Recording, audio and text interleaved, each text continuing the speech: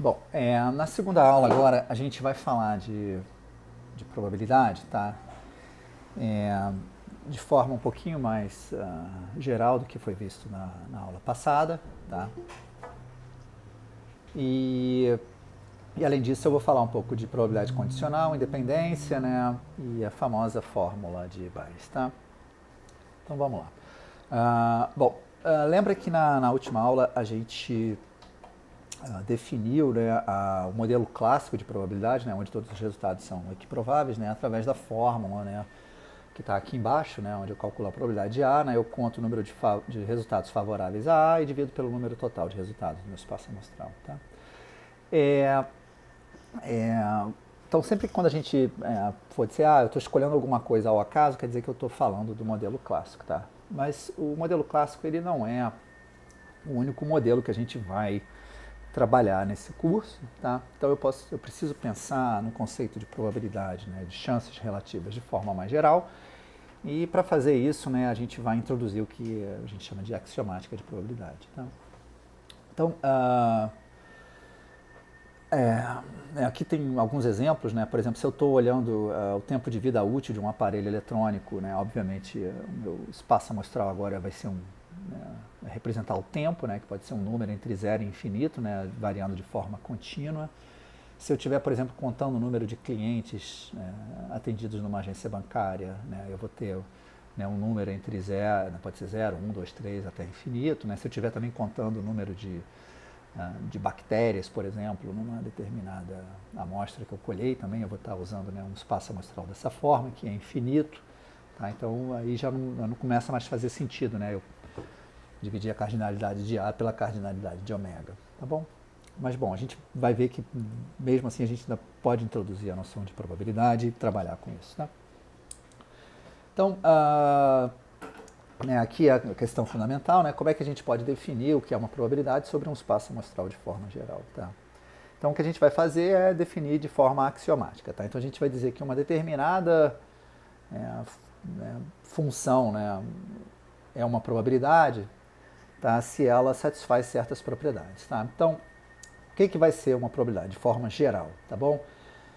Uma probabilidade vai ser uma função que a gente vai denotar por P, né, que atribui a cada evento do meu subespaço amostral, né, um número, que a gente chama de P de A, que satisfaz as seguintes propriedades, que a gente chama de axiomas, tá, de probabilidade. A primeira delas é que é sempre um número entre 0 e 1, porque a gente está medindo, né, chances relativas e a gente está padronizando isso para ser sempre um número entre 0 e 1. Tá?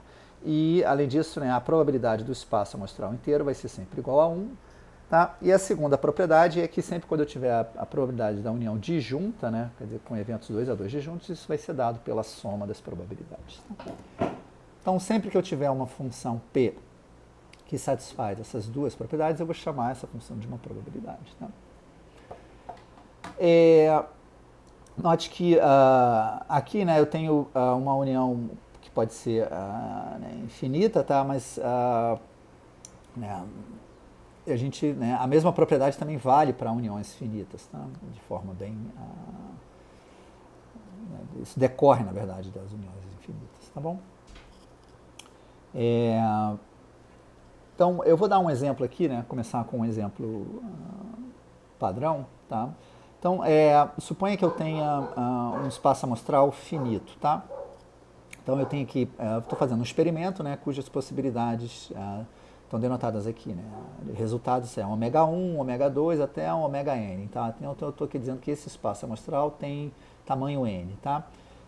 E aí, suponha que eu tenho uma função, tá? Essa função é uma função que ela vai me dar exatamente qual é a probabilidade, né, da ocorrência de um resultado ômega i, tá bom?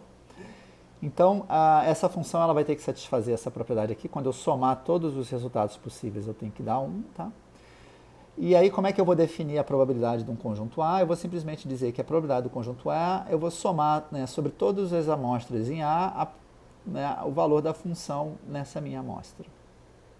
Tá? Então, a gente vai ver, né, que essa função aqui que eu defini dessa forma é uma probabilidade. Né? Primeiro porque a probabilidade do todo é igual a 1, isso aqui vai ser sempre um número entre 0 e 1, né, porque esses P's são maiores ou iguais a 1 e a soma é sempre igual a 1. tá?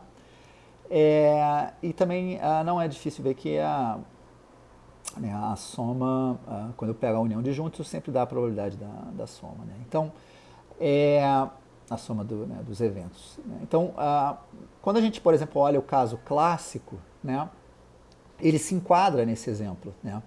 Porque no caso clássico eu estou dizendo que todos os resultados têm as mesmas chances. Como eu tenho N possibilidades, então a probabilidade de um resultado fixo é exatamente 1, né, sobre o total, né? Então aqui todos os resultados ômegas têm sempre a mesma chance, 1 sobre a cardinalidade do conjunto ômega.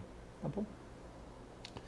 Bom, e aí aqui eu estou verificando exatamente que essa função, né, que eu defini dessa forma, ela é uma probabilidade, né? Então, né, você, né, relativamente direto vê que a propriedade A1, né, o axioma A1 é satisfeito, porque essa função é sempre maior ou igual que zero e a soma dá 1, né? E quando eu pego a probabilidade da união disjunta, né, isso também vai dar a soma das probabilidades. Tá bom?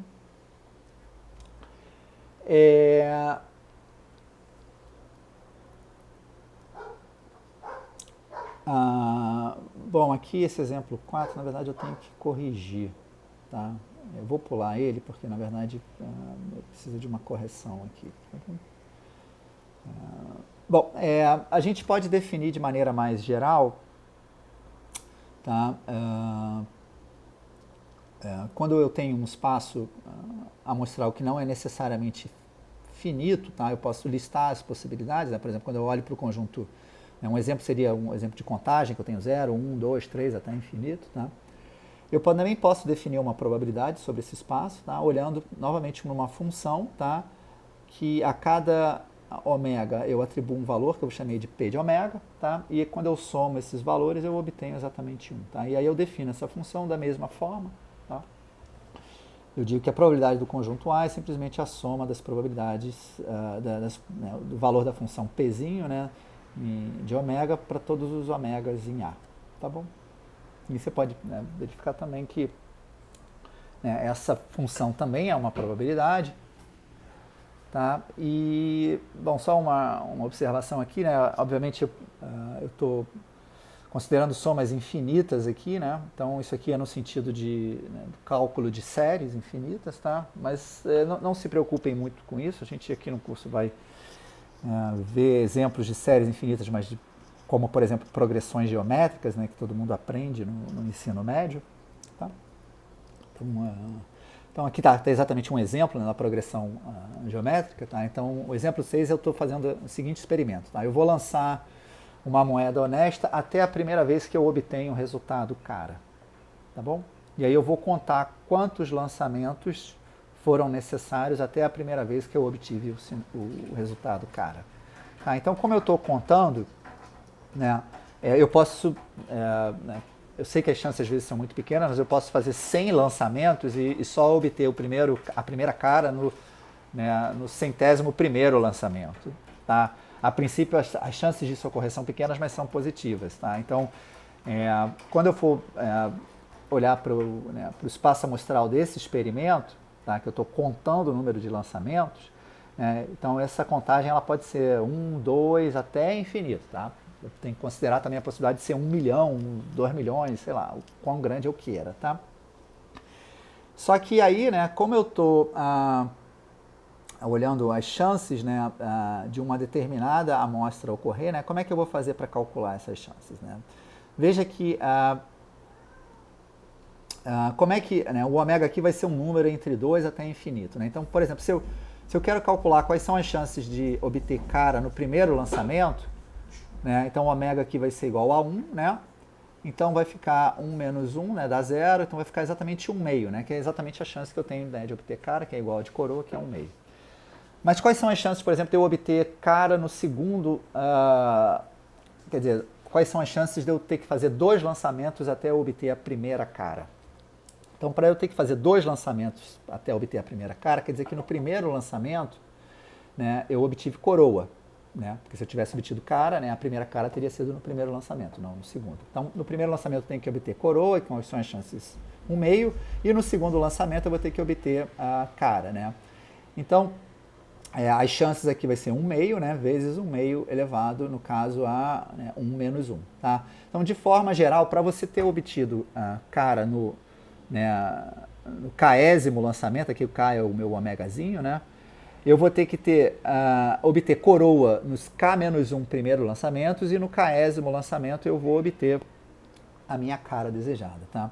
Então, eu vou ter, né, 1 meio elevado a K-1, no caso ômega-1, vezes ômega, vezes 1 meio. Tá? Isso, de fato, dá 1 meio elevado a um número, né, ômega que você está considerando aqui.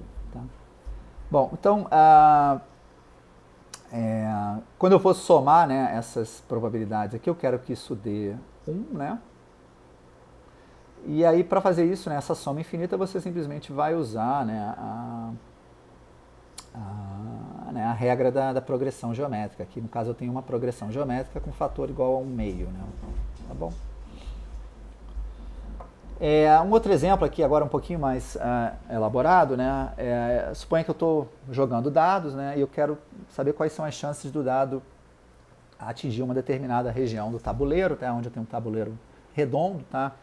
E eu estou supondo, né, que as chances de eu acertar uma determinada região são proporcionais à área daquela região. Tá? Então, nesse caso, né, o meu espaço amostral vai ser um ponto no círculo. Né? Aqui no caso R é o tamanho do meu tabuleiro. Tá? Eu tenho um tabuleiro de raio E. Tá? E aí, né, a amostra vai ser a localização do dardo, né, nesse tabuleiro. Tá? Então, uma amostra para mim aqui vai ser exatamente, né, um número, né, um número não, né, uma localização, né, um vetor em R2, né, dentro desse disco, né, e, né, por hipótese, né, eu estou dizendo que a probabilidade dessa amostra estar dentro de uma determinada região do círculo, né, é exatamente proporcional à área do círculo. Tá? Então essa constante C aqui, ela é a constante de proporcionalidade. Tá? E aí eu vou deixar para vocês pensarem um pouco quem tem que ser essa constante C, de forma a isso aqui de fato ser uma probabilidade. Né? Porque eu quero que a probabilidade do ômega, né, que está no círculo todo tem que ser igual a 1. Né? Tá? Então vocês têm que ver, né, quem tem que ser o C, de forma que quando eu calculo P do ômega está dentro desse disco aqui, dentro do meu espaço amostral, isso tem que ser igual a 1. Tá bom? Bom, depois a gente vai voltar a essa questão. Bom, mas aí de forma... de forma geral, novamente, a gente vai ter aquelas propriedadezinhas relacionadas às operações fundamentais de conjuntos que vão ajudar a gente a calcular probabilidades. Tá? E essas probabilidades estão listadas aqui. Né? A probabilidade complementar é igual a 1 menos a probabilidade do A. Se A está contida em B, então a probabilidade de A é menor que a probabilidade de B. Tá? A probabilidade está sempre entre 0 e 1, axioma. E assim por diante. Tá bom? A probabilidade da união, a probabilidade da soma menos a probabilidade da interseção. Tá? Então, essas propriedades é sempre bom a gente ter em mente na hora de fazer contas com probabilidades. Tenho, na verdade, uma fórmula aqui que a gente chama de princípio da inclusão e exclusão, tá? Que generaliza, né, a propriedade 5. Que aqui eu tenho a probabilidade da união de 2 eventos, né, mas você pode pensar na probabilidade da união de 3 eventos ou na probabilidade da união de uma união, né, com n qualquer, aqui n igual a 2, 3, 4, 5, 6, qualquer número que você queira. Aqui você tem sempre uma fórmula, né, que vai te dar essa probabilidade em função da probabilidade dos AIs e das suas interseções. Tá bom? No caso n igual a 3, você tem a soma das probabilidades, menos a probabilidade das 2 a 2, né, das interseções de 2 a 2, mais a probabilidade da interseção de 3 a 3. Isso é o que a gente chama de princípio de inclusão e exclusão.